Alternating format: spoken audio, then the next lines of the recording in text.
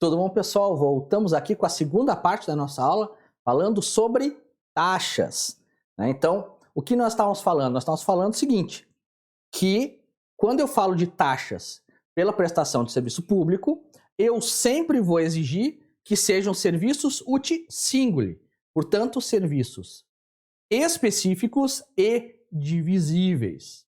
Eu nunca vou admitir a instituição de taxa para o custeio de serviços gerais e inespecíficos. Esses devem ser custeados pelos impostos. Eu tenho duas súmulas vinculantes que falam especificamente sobre isso. Olha só, a súmula vinculante 19 vai falar o seguinte: taxa cobrada exclusivamente em razão dos serviços públicos de coleta, remoção ou destinação de lixo ou resíduos provenientes de imóveis não viola o artigo 145.2 da Constituição. Primeira coisa que nós vamos lembrar disso aqui. Primeira coisa. Essa súmula está dizendo o quê? Ela está diferenciando para nós aqui taxa de coleta e remoção de lixo urbano domiciliar de taxa de limpeza urbana.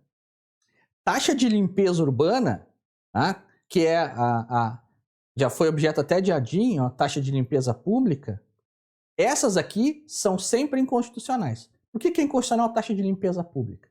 Porque não é um serviço específico e divisível. Mas, Rogério, taxa de recolhimento de lixo domiciliar é geral e inespecífico. Muito pelo contrário, jovem padawan. Muito pelo contrário. É um serviço claramente específico. Se o município quiser, se o município resolver, toda semana, todo dia, passar com um caminhão de lixo na frente da minha casa, uma balança e pesar quanto lixo eu produzo, ele pode fazer isso? Pode. Então, olha só, é um serviço público específico. Ele está recolhendo lixo da casa do Rogério. É divisível? É, porque ele está colhendo o lixo que eu produzi.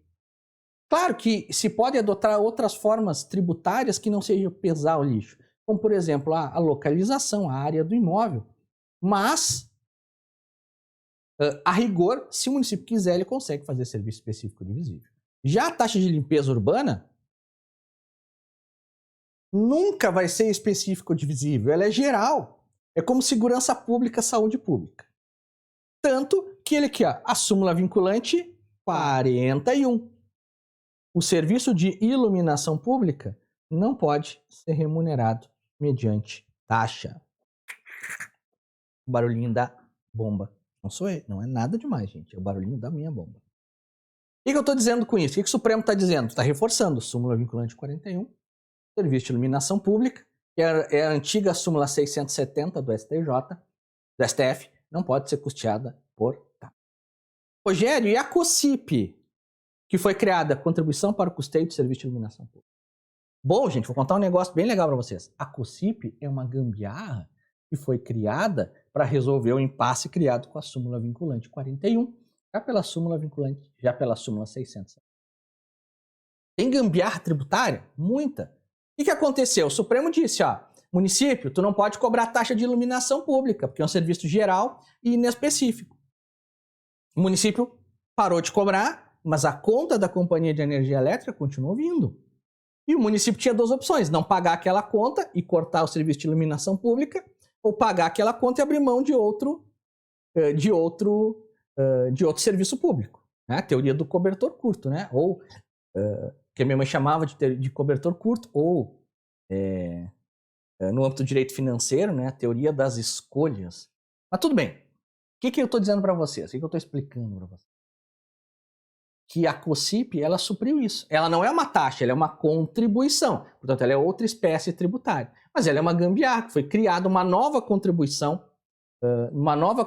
especial só para suprir a impossibilidade de instituição de taxa para fins de cobrança, custeio do serviço de iluminação. Vamos lá, então. Vamos seguir. Vamos começar pela primeira taxa, que são a taxa de prestação de serviço público.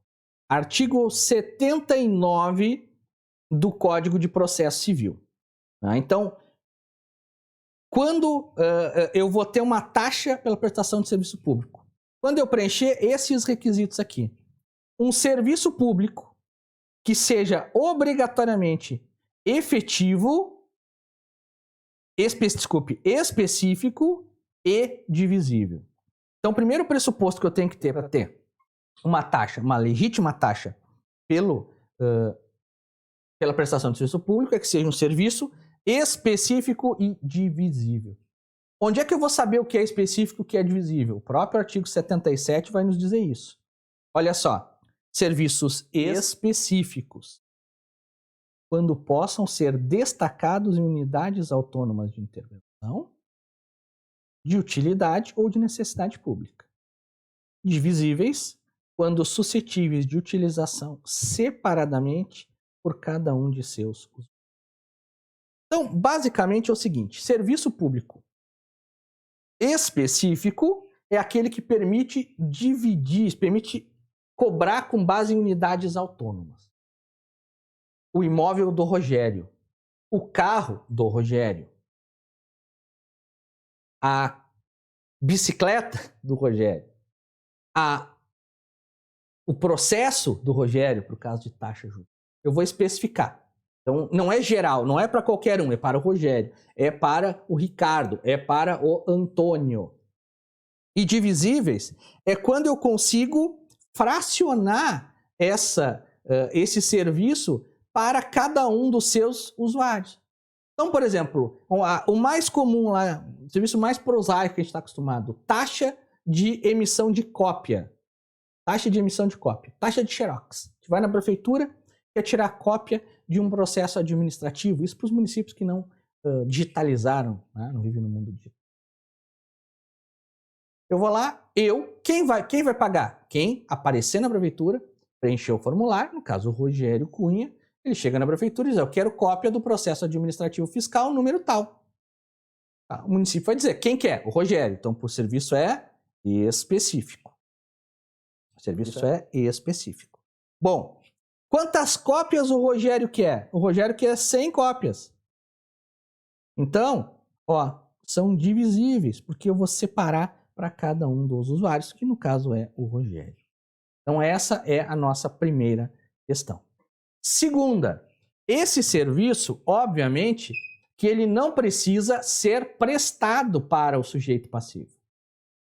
Não se exige que ele seja prestado. Admite-se que ele seja, o ideal é que seja prestado, efetivo, mas olha só a diferença aqui. Ao passo que, Ao passo que no que diz respeito ao específico eu tenho um E, tem que ser específico e divisível. Para fins de prestação, esse serviço pode ser efetivo ou potencial. Portanto, basta que o serviço seja disponibilizado ao sujeito passivo. Basta que ele seja disponibilizado ao sujeito passivo. Rogério, o que quer dizer isso? Quer dizer o seguinte, se eu tiro um mês de férias e não produzo nenhum lixo naquele mês na minha casa, eu vou ter que pagar a taxa de recolhimento de lixo igual. Porque eu produzindo lixo ou não, o caminhão da prefeitura passou na frente da minha casa. E ao passar na frente da minha casa, ele disponibilizou, ele potencializou. Então, o serviço tem que ser específico e divisível. Mas ele pode ser efetivo, realmente prestado, ou meramente potencializado. O que eu não posso ter é a cobrança por um serviço que o município sequer disponibiliza. Então, o município não pode cobrar taxa de emissão de cópia se ele nem tira a cópia para mim. Então, o serviço tem que ser, no mínimo, potencializado. Ele tem que estar disponível ao sujeito passivo, ao contribuinte. Vejam, e tem que existir uma prestação de serviços no interesse do contribuinte, não no interesse da administração. Porque muitas vezes a administração presta um serviço e não é no meu interesse, é no interesse dela. Vou dar um exemplo para vocês disso, que é o tema da repercussão geral, 721 do STF. São inconstitucionais a instituição e a cobrança de taxas por emissão ou remessa de carnês ou guias de recolhimento de tributos. Mas o município não pode cobrar taxa de emissão de boleto, o meu banco me cobra. O teu banco te cobra porque tem no contrato essa previsão. Porque tem no contrato. Mas, no âmbito do direito tributário, não pode ser instituída essa taxa pelo simples fato de que a entrega do boleto faz parte do ato de constituição do crédito tributário, uma das fases do crédito tributário. A notificação do sujeito passivo, conforme o artigo 149 do Código Tributário. Então, te notificar, e no caso específico do IPTU ou do IPVA, essa notificação se dá por meio da simples remessa do carnê de pagamento, é interesse da administração te notificar, porque enquanto ela não te notificar, não há interrupção do prazo prescricional. Vocês entendem o que eu estou falando? É isso que eu estou dizendo. Por que não pode essa taxa? Porque essa taxa não é no meu benefício, é no benefício da administração. Então não é um serviço público, é um serviço de interesse da própria administração. Beleza? Então vamos lá, vamos para a segunda espécie de taxas que a Constituição permite a instituição. E são quais? São as taxas pelo exercício do poder de polícia. O Código Tributário, ele tem um artigo gigante, que é o artigo 78, para dispor sobre qual é o conceito de poder de polícia. Esse artigo 78 é muito utilizado, mais até no âmbito do direito administrativo do que do direito tributário. É legal isso. Eu vou resumir o artigo 78. Claro, quem está estudando para concurso tem que estudar o artigo, tem que estudar ele. Estou dizendo para não estudar, estou dizendo que eu vou te resumir. O artigo 78, a limitação, o exercício do poder de polícia, é o Estado te limitando a tua esfera privada. Ele é a manifestação máxima do princípio da supremacia do interesse público sobre o interesse privado. É o Estado te dizendo como tu deve ou como tu não deve viver. Onde está o exercício do poder de polícia? Está em tudo, gurizada. Está em tudo. Está em tudo. Quando vocês compram um brinquedo e tem lá o selo da Brinq, aquilo de certa forma é um exercício de poder de polícia, porque teve o selo do Inmetro, né? O Instituto de Pesos e Medidas. Eu não posso criar uma marca de sapatos que os números sejam 1, 2, 3, 4, 5, 6 e 7.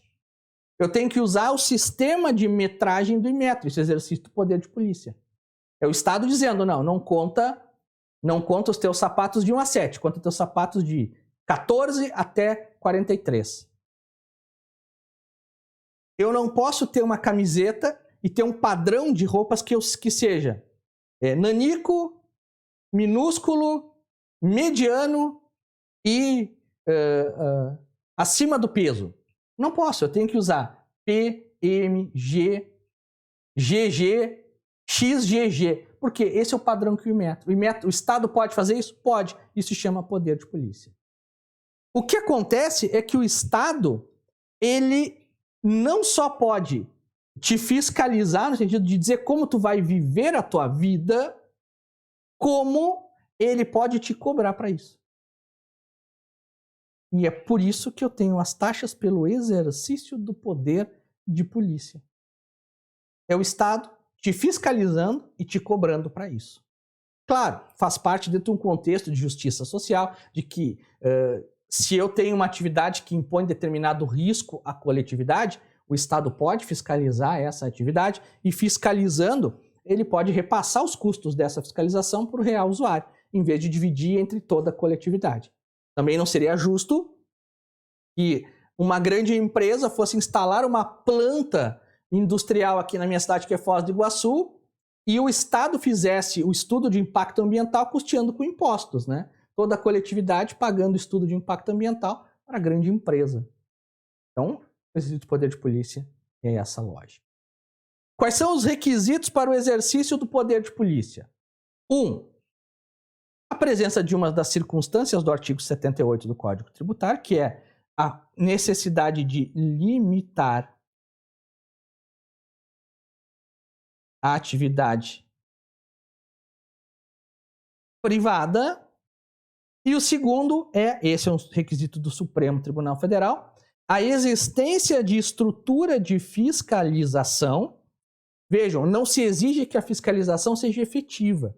O município pode me cobrar todo ano para emitir o alvará de fiscalização profissional, mesmo que eu nunca seja fiscalizado. Eu fui advogado 5 anos, todos esses anos eu tive alvará e nunca foi o fiscal lá conferir se meu alvará estava sendo utilizado. Mas existe uma estrutura de fiscalização. E o terceiro requisito é a competência administrativa, que nós já vimos lá quando nós falamos do tema repetitivo sobre o combate e prevenção de incêndio.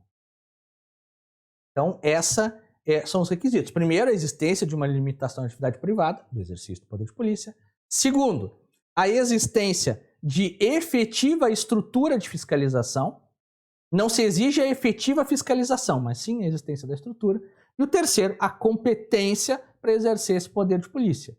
Por isso que o município não pode instituir taxa pela fiscalização e prevenção a incêndio, porque isso é uma atividade precípua dos estados e do Distrito Federal. Portanto, os municípios não podem. Olha só, para a gente encerrar a nossa aula aqui, uma jurisprudênciazinha, confirmando o que eu estou dizendo, né? Que é o tema 217, é constitucional taxa de renovação de funcionamento e localização municipal, que é o alvará que a gente tira todo ano, quem é médico, advogado, dentista. Desde que efetivo exercício do poder demonstrado pela existência de órgão e estrutura competente para o respectivo exercício. Então, o que o Supremo está dizendo é que eu não preciso de efetiva fiscalização, mas sim da existência de um órgão e de uma efetiva estrutura de fiscalização. É possível que eu emita um alvará de renovação, né, pague lá na prefeitura, durante 30 anos e nunca o fiscal do município compareça para me fiscalizar. Mas também é possível que no primeiro dia ele faça isso. Então essa é a nossa lógica. Beleza, pessoal? Espero que tenham gostado Espero que tenham gostado da nossa aula exclusiva para quem está no Telegram. Então, olha aí, te inscreve no nosso canal, deixa o like nesse vídeo, né? E compartilha com os teus amigos. Compartilha esse vídeo exclusivo, ele não vai estar disponibilizado no canal do YouTube, né? Ele vai estar, mas é um link não listado, portanto, quem pesquisar taxas não vai localizar, só quem clicar nesse link. Por isso, compartilha com os teus amigos para a gente poder estar sempre ampliando também esse outro canal tão legal que é o canal do YouTube. Agora sim, eu rodo a vinheta, me despeço de vocês e agradeço pela assistência.